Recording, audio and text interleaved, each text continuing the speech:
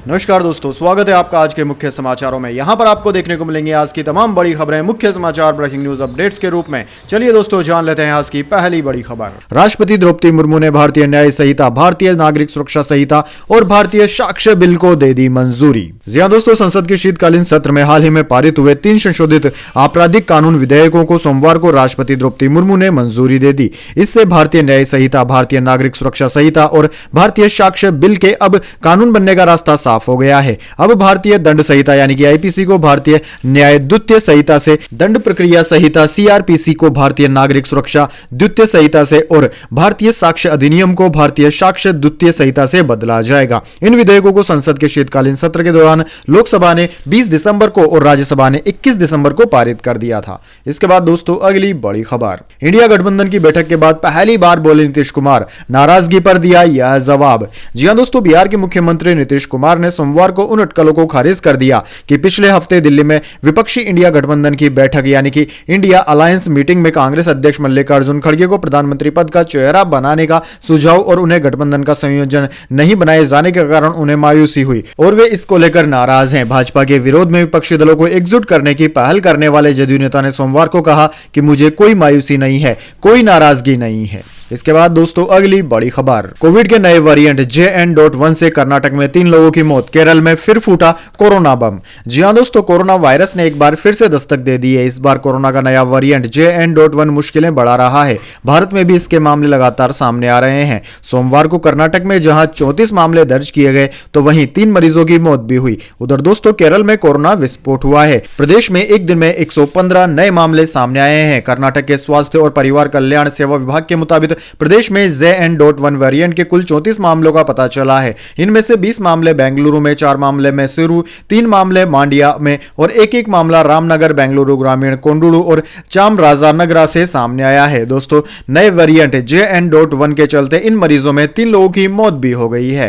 इसके बाद दोस्तों अगली बड़ी खबर, कल्याण बनर्जी ने फिर उतारी उपराष्ट्रपति धनखड़ की नकल। बंगाल में बोले, मिमिक्री मेरा मौलिक अधिकार, मैं 1000 बार यह करूंगा।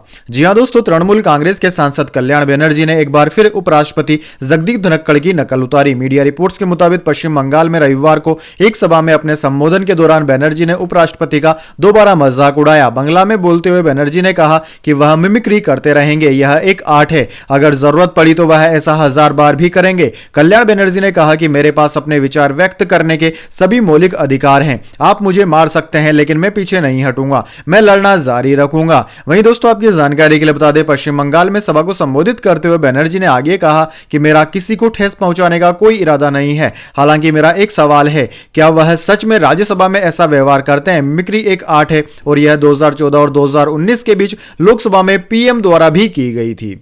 इसके बाद दोस्तों अगली बड़ी खबर, अयोध्या से रामेश्वर रेलवे का 8 दिन का पैकेज, 2000 रुपए रोजाना में आना जाना रहना और खाना भी सब कुछ मिलेगा। जी हां दोस्तों, अगले माह अयोध्या में रामलला की प्राण प्रतिष्ठा होने जा रही है। वहां जाने के लिए लोगों ने अभी से बुकिंग शुरू कर दी है। 30 दिसंबर से फ्लाइट और semi high speed train Vande Bharat भी शुरू होने जा रही है। लोगों की आस्था को ध्यान में रखते हुए भारतीय रेलवे अयोध्या से लेकर रामेश्वर तक के लिए एक टूर पैकेज लॉन्च कर रहा है। इसमें तमिलनाडु के कई मंदिरों के अलावा आइलैंड और नदियों को भी यात्रा में शामिल किया गया है। दोस्तों इस पैकेज को 8 दिन का रखा गया है। यहां पर आपको हर रोज करीबन 2000 रुपए चुकाने पड़ेंगे, जिसमें आपका रहना, खाना, पीना सब कुछ आ जाएगा। इसके बाद दोस्तों अगली बड़ी खबर, फ्रांस में रोकी गई 300 यात्रियों से भरी फ्लाइट ने 3 दिन बाद भरी उड़ान, भारत ने कहा थैंक यू। जी हां दोस्तों, फ्रांस में रोकी गई फ्लाइट ने सोमवार को मुंबई के लिए उड़ान भर ली। मुंबई के लिए उड़ान भरी फ्लाइट को शुक्रवार को मानव तस्करी के संदेह में पेरिस के पास हवाई अड्डे पर रोक लिया गया था। इस विमान में 303 यात्री सवार थे, इनमें ज्यादातर भारतीय हैं। भारत सरकार ने मामले को लेकर फ्रांस का शुक्रिया अदा किया। फ्रांस में मौजूद भारतीय दूतावास ने सोशल मीडिया एक्स पर लिखा कि फ्रेंच सरकार और वेट्री एयरपोर्ट पर जल्द से जल्द स्थिति का समाधान निकालने के लिए धन्यवाद। दूतावास ने आगे कहा कि सुरक्षित वापसी के लिए हम साइट पर मौजूद रहें। इसके बाद दोस्तों अगली बड़ी खबर, मध्य प्रदेश में 28 मंत्रियों ने ली शपथ। शिवराज सरकार के मात्र 6 मंत्रियों को जगह है 10 की हुई छुट्टी। विजय वर्गीय, प्रहलाद समेत 18 कैबिनेट मंत्री। जी हां दोस्तों, मध्य प्रदेश में डॉक्टर मोहन यादव सरकार का पहला मंत्रिमंडल विस्तार हो गया। राज्यपाल गंगूबाई पटेल ने 28 विधायकों को मंत्री पद की शपथ दिलाई। इनमें से 18 विधायकों को कैबिनेट और 10 विधायकों को राज्य मंत्री के रूप में शपथ दिलाई गई है। दोस्तों 28 मंत्रियों में 7 सामान्य वर्ग से, 11 ओबीसी वर्ग से और 6 एससी वर्ग के साथ ही 4 एसटी वर्ग से भी शामिल हैं। इसके बाद दोस्तों अगली बड़ी खबर, देश के लिए ईसाई समुदाय के योगदान को भारत गर्व से स्वीकार करता है, क्रिसमस पर प्रधानमंत्री मोदी ने कहा। जी हां दोस्तों, आज पूरी दुनिया भर में क्रिसमस का त्योहार धूमधाम से मनाया गया, यानी कि 25 दिसंबर को क्रिसमस का त्योहार मनाया गया। इस खास अवसर पर प्रधानमंत्री मोदी ने 7 कल्याण मार्ग पर क्रिसमस कार्यक्रम को संबोधित किया। पीएम मोदी ने कहा कि ईसाई समुदाय ने स्वतंत्रता संग्राम में अहम भूमिका निभाई थी। गांधी जी ने स्वयं बताया था कि असहयोग आंदोलन की परिकल्पना सेंट स्टीफन कॉलेज के प्रिंसिपल सुशील कुमार रुद्र की छत्रछाया में रची गई थी। समाज सेवा में ईसाई समुदाय बढ़ चढ़कर हिस्सा लेता है। आपका समुदाय वंचितों और गरीबों की सेवा में हमेशा आगे रहता है। शिक्षा और स्वास्थ्य जैसे महत्वपूर्ण क्षेत्र में आज भी ईसाई समुदाय के संस्थान महत्वपूर्ण योगदान दे रहे हैं। इसके बाद दोस्तों अगली बड़ी खबर, सेना पर आरोप, पुंछ में मारपीट से मरे 3 सिविलियन, ब्रिगेडियर लेवल के अधिकारी समेत 4 पर कार्रवाई, कोर्ट ऑफ इंक्वायरी शुरू। जी हां दोस्तों, जम्मू कश्मीर के राजौरी पुंछ सेक्टर में 21 दिसंबर को हुए आतंकी हमले के बाद आर्मी चीफ मनोज पांडे सोमवार को पुंछ पहुंचे। आर्मी चीफ ने यहां कमांडरों से मुलाकात की और उन्हें प्रोफेशनल तरीके से काम करने की हिदायत दी। आर्मी चीफ के दौरे से पहले ही सेना ने आरोपी जवानों के खिलाफ कोर्ट ऑफ इंक्वायरी शुरू कर दी है। सेना ने सुरनकोट बेल्ट के प्रभारी ब्रिगेडियर लेवल के अधिकारी और 48 राष्ट्रीय राइफल के 3 जवानों को मौजूदा ड्यूटी से हटा दिया है। दरअसल दोस्तों, आतंकवादियों ने सेना की 2 गाड़ियों पर हमला किया था। सुरनकोट इलाके में डेरा की गली और बफलियाज में हुए हमले में 5 जवान शहीद हो गए थे। आतंकवादियों ने अमेरिकी M4 कार्बाइन असॉल्ट राइफल से स्टील बुलेट फायर की थी। सैनिकों के शहीद होने के बाद सेना ने इलाके में सर्च ऑपरेशन चलाया। पूछताछ के लिए उठाए गए 8 संदिग्धों में से 22 दिसंबर को 3 के शव मिले थे। इसके बाद पुलिस ने अज्ञात व्यक्तियों के खिलाफ हत्या का मामला दर्ज किया था। इसके बाद दोस्तों अगली बड़ी खबर, न्यूज क्लिक के HR हेड सरकारी गवाह बन सकते हैं, कोर्ट में याचिका दायर की, कहा मेरे पास अहम जानकारियां पुलिस को बताना चाहता हूं। जी हां दोस्तों, चीन से जुड़ी कंपनियों और संगठनों से फंडिंग लेने के आरोप में घिरी न्यूज पोर्टल न्यूज क्लिक के HR हेड ने सरकारी गवाह बनने की अर्जी लगाई है। अमित चक्रवर्ती ने सोमवार को दिल्ली की एक अदालत में सरकारी गवाह बनने की याचिका दायर की। उन्होंने कहा कि मेरे पास महत्वपूर्ण जानकारियां हैं जो मैं पुलिस से शेयर करना चाहता हूं। चक्रवर्ती ने पिछले हफ्ते भी दिल्ली की एक अदालत में याचिका लगाकर न्यूज क्लिक मामले में माफी देने का अनुरोध किया था। 3 अक्टूबर को दिल्ली पुलिस ने न्यूज पोर्टल से जुड़े कई पत्रकारों के घर छापेमारी की थी। इसके बाद पुलिस ने न्यूज क्लिक के फाउंडर प्रबीर पुरकायस्थ और अमित चक्रवर्ती को गिरफ्तार कर लिया था। फिलहाल दोनों न्यायिक हिरासत में है। इसके बाद दोस्तों अगली बड़ी खबर, हाफिज सईद का बेटा लाहौर से उतरेगा चुनावी मैदान में, पाकिस्तान के चुनाव में आतंकवादी की हुई एंट्री। जी हां दोस्तों, पाकिस्तान के चुनाव में अब आतंकवाद की एंट्री हो चुकी है, क्योंकि 26/11 मुंबई हमले के मास्टरमाइंड हाफिज सईद का बेटा तलहा सईद लाहौर की NA 127 सीट से चुनाव लड़ रहा है। दरअसल दोस्तों, हाफिज सईद के एक नए राजनीतिक संगठन ने पाकिस्तान में 8 फरवरी को होने वाले आम चुनाव के लिए अधिकांश राष्ट्रीय और प्रांतीय विधानसभा निर्वाचन क्षेत्रों के लिए अपने उम्मीदवारों को खड़ा किया है। आतंकवादी संगठन लश्कर-ए-तैयबा का संस्थापक सईद प्रतिबंधित जमात उल दवा से जुड़े आतंकी वित्त पोषण मामले में दोषी ठहराए जाने के बाद से कुछ अन्य नेताओं के साथ 2019 से ही जेल में है। सईद ने पाकिस्तान करमजी मुस्लिम लीग नाम से एक अलग राजनीतिक दल बनाया है। उसके राजनीतिक दल का चुनाव चिन्ह कुर्सी है। इसके बाद दोस्तों अगली बड़ी खबर, सीएम भजनलाल बोले कांग्रेस सरकार की योजनाएं बंद नहीं करेंगे। राजस्थान में आयुष्मान भारत योजना में 25 लाख तक फ्री इलाज की तैयारी। जी हां दोस्तों, राजस्थान के सीएम भजनलाल शर्मा ने सोमवार को ऐलान कर दिया कि राज्य में वे योजनाओं को बंद नहीं करेंगे जिन्हें पिछली कांग्रेस सरकार ने शुरू किया था। सीएम ने कहा कि हम कांग्रेस सरकार की किसी योजना को बंद नहीं करेंगे बल्कि उन्हें और प्रभावी बनाएंगे। मुख्यमंत्री भजनलाल सुशासन दिवस पर बीजेपी प्रदेश कार्यालय में हुए कार्यक्रम में बोल रहे थे। आपकी जानकारी के लिए बता दें कि पूर्व मुख्यमंत्री अशोक गहलोत ने एक्स पर एक पोस्ट कर राज्य सरकार से कांग्रेस की योजनाओं के बारे में स्थिति स्पष्ट करने के लिए कहा था। गहलोत ने लिखा था कि वर्तमान सरकार को हमारी सरकार की योजनाओं को लेकर भी स्थिति स्पष्ट करनी चाहिए, इससे जनता को परेशानी न हो। कोई नई व्यवस्था लागू होने तक पुरानी व्यवस्था चालू रखनी चाहिए। इसके बाद दोस्तों जाने अगली बड़ी खबर, लेकिन उससे पहले मेरी आपसे एक छोटी सी रिक्वेस्ट है, अगर दोस्तों आपको अभी तक हमारी न्यूज पसंद आई है तो इसे एक छोटा सा लाइक जरूर दे दीजिए, और अगर आपको पसंद नहीं आई है तो बेशक आप डिसलाइक भी कर सकते हैं, लेकिन दोस्तों लाइक और डिसलाइक जरूर कीजिए, क्योंकि दोस्तों यही हमारी मेहनत का फल होता है और इसी से हमें पता चलता है कि आपको हमारी वीडियोस पसंद आ रही हैं या नहीं। तो चलिए दोस्तों जान लेते हैं आज की अगली बड़ी खबर। साइन बोर्ड 60% कन्नड़ में होना चाहिए, बेंगलुरु में दुकानों को नया आदेश, बड़ा भाषा का विवाद। जी हां दोस्तों, बेंगलुरु नागरिक निकाय का नवीनतम निर्देश से बवाल मच गया है। यह आदेश कहता है कि दुकानों को यह सुनिश्चित करना होगा कि उनके साइन बोर्ड में कम से कम 60% कन्नड़ हो, जिसने कर्नाटक में हिंदी बनाम कन्नड़ बहस को फिर से सुर्खियों में ला दिया है। बृहत बेंगलुरु महानगर पालिका के मुख्य आयुक्त तुषार गिरिनाथ ने कहा कि यदि नागरिक निकाय के अधिकार क्षेत्र में वाणिज्यिक स्टोर साइन बोर्ड आदेश का पालन करने में विफल रहते हैं तो उन्हें कानूनी कार्रवाई का सामना करना पड़ेगा। दोस्तों, अधिकारी कन्नड़ भाषा के मुद्दे को आगे बढ़ाने वाले संगठन कर्नाटक रक्षणा वेदिके यानी कि KRV के साथ एक बैठक को संबोधित कर रहे थे। तुषार गिरिनाथ ने कहा कि शहर में 1400 किमी मुख्य और अन्य सड़कें हैं और इन सड़कों पर सभी व्यावसायिक दुकानों का क्षेत्रवार सर्वेक्षण किया जाएगा। सर्वेक्षण के बाद उन दुकानदारों को नोटिस दिया जाएगा जो 60% कन्नड़ भाषा का उपयोग नहीं कर रहे हैं। इसके बाद दोस्तों अगली बड़ी खबर, वर्ल्ड कप के बाद रोहित शर्मा की पहली प्रेस कॉन्फ्रेंस, T20 विश्व कप खेलने के दिए संकेत।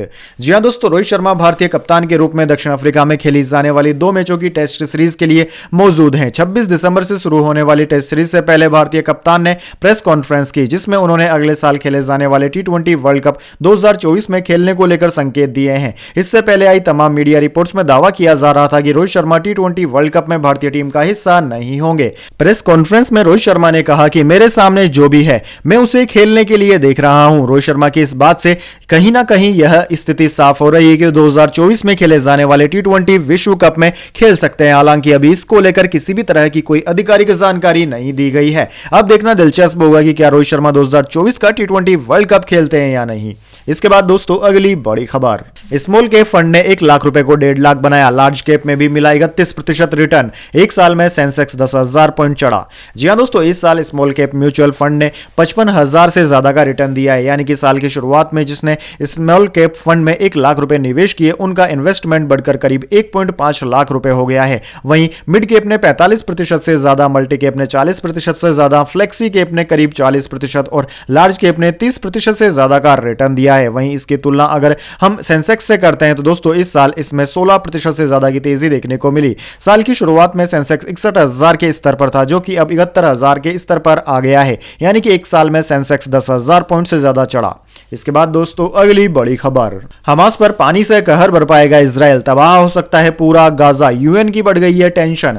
जी हां दोस्तों, इजरायली सेना ने हमास को नेस्तनाबूद करने की कसम खाई है। ऐसे में बीते 80 दिनों से गाजा पट्टी स्थित हमास के ठिकानों पर इजरायली लगातार बम बरसा रहे हैं। इजरायली बमबारी में अब तक हमास के हजारों अड्डे तहस नहस हो चुके हैं। हालांकि अभी भी हमास की कई सुरंगें मौजूद है जिनमें हमास के लड़ाके महफूज है। ऐसे में अब हमास को पूरी तरह मिटाने के लिए इजरायली सेना पानी से कहर बरपाने की योजना बना रही है। दरअसल दोस्तों, इजराइल अब हमास की अंडरग्राउंड सुरंगों में समुद्र का नमकीन यानी कि खारा पानी भरने का प्लान बना रहा है। इजरायली डिफेंस फोर्सेस का मानना है कि समुद्र के पानी से हमास के सारे ठिकाने तहस नहस हो जाएंगे। हालांकि इजराइल की इस योजना पर एक वरिष्ठ जल विज्ञानी ने अपनी चिंता जाहिर की है। गार्जियन से बातचीत में जल विज्ञानी ने कहा है कि इजराइल द्वारा हमास की सुरंग नेटवर्क को समुद्री जल से भरने की संभावित योजना से गाजा के आम लोग प्रभावित होंगे। इसके बाद दोस्तों अगली बड़ी खबर, सरकार WFI को भंग करने को लेकर झूठी खबर फैला रही है, प्रियंका गांधी का बड़ा हमला। जी हां दोस्तों, केंद्रीय खेल मंत्रालय ने रविवार को भारतीय कुश्ती महासंघ की मान्यता रद्द कर दी थी। इस फैसले पर कांग्रेस की महासचिव प्रियंका गांधी वाड्रा ने सवाल खड़े किए हैं। प्रियंका ने आरोप लगाया है कि बीजेपी सरकार इसको लेकर झूठी खबर फैला रही है। कुश्ती संघ को भंग नहीं किया गया है, सिर्फ उसकी गतिविधियों पर रोक लगाई है। प्रियंका गांधी ने सोशल मीडिया प्लेटफॉर्म X पर लिखा कि कुश्ती संघ को भंग करने का भ्रम फैलाकर आरोपी को बचाने का प्रयास किया जा रहा है। एक पीड़ित महिला की आवाज दबाने के लिए इस स्तर तक जाना पड़ रहा है। इसके बाद दोस्तों अगली बड़ी खबर, सालार ने 3 दिन में ग्लोबली 402 करोड़ कमाए, 208 करोड़ का डोमेस्टिक कलेक्शन। 4 दिन में शाहरुख की डंकी 215 करोड़ ही कमा पाई। जी हां दोस्तों, प्रभास की फिल्म सालार ने तीसरे दिन ग्लोबल बॉक्स ऑफिस पर 400 करोड़ का आंकड़ा पार कर लिया। रविवार को इसने 106 करोड़ की कमाई की। उधर शाहरुख खान की डंकी 4 दिन में ग्लोबली 215 करोड़ ही कमा पाई। सालार अब 3 दिन में 400 करोड़ कमाने वाली तीसरी फिल्म बन गई है। इससे पहले बाहुबली 2 और RR ने 3 दिन में 400 करोड़ रुपए का आंकड़ा पार किया था। इसके बाद दोस्तों अगली बड़ी खबर, चीन बोला हमारी कंपनियों से भेदभाव न करे Bharat, Vivo money laundering case में 2 अफसरों को मदद देगा बीजिंग। अब तक 7 गिरफ्तारियां हुई। जी हां दोस्तों, भारत में मनी लॉन्ड्रिंग केस का सामना कर रही चाइनीज मोबाइल कंपनी वीवो के मामले में चीन ने भारत से भेदभाव नहीं करने का आग्रह किया है। चीन ने वीवो के 2 अफसरों को कॉन्स्युलर प्रोटेक्शन और कानूनी मदद देने का भी फैसला किया है। चीन के विदेश मंत्रालय की प्रवक्ता माओ निंग ने कहा कि इस मामले पर हम करीबी से नजर रख रहे हैं। चीन सरकार अपनी सभी कंपनियों के सभी कानूनी हितों की हिफाजत करेगी। वहीं दोस्तों आपकी जानकारी के लिए बता दें, हाल ही में परिवर्तन निदेशालय यानी कि ईडी ने वीवो इंडिया के अंतरिम सीईओ होंग जुओक्कन, वीवो के मुख्य वित्तीय अधिकारी हरिंदर दहिया और सलाहकार हेमंत मुंजाल को गिरफ्तार कर लिया था। तीनों को prevention of money laundering act PMLA के तहत अरेस्ट किया गया था।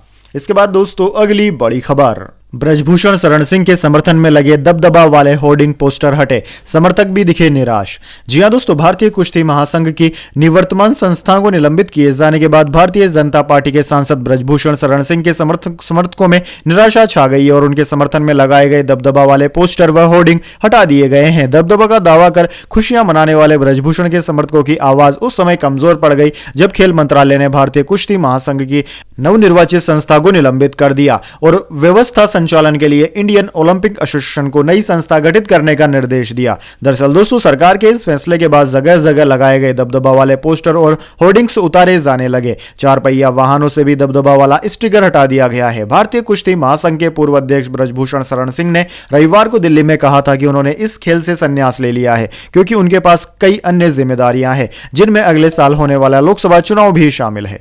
तो दोस्तों यह थी आज की तमाम बड़ी खबरें। इसके बाद दोस्तों बारी आती है आज के माइंड क्यूज क्वेश्चन की। जी हां दोस्तों, एक आसान से सवाल का जवाब देकर आप जीत सकते हैं एक सरप्राइज गिफ्ट हमारे यूट्यूब चैनल की ओर से। तो दोस्तों आज का सवाल आपकी स्क्रीन पर आ चुका है। जनसंख्या के हिसाब से भारत का सबसे छोटा राज्य कौन सा है? जी हां दोस्तों, अगर आप जानते हैं भारत का सबसे छोटा राज्य कौन सा है जहां पर की सबसे कम जनसंख्या है, तो जल्दी से कमेंट बॉक्स में उस राज्य का नाम लिख दीजिए। अगर दोस्तों आपका जवाब होता है एकदम सही और आप चुने जाते हैं लकी विजेता के रूप में, तो आपको मिल सकता है एक सरप्राइज गिफ्ट हमारे यूट्यूब चैनल की ओर से।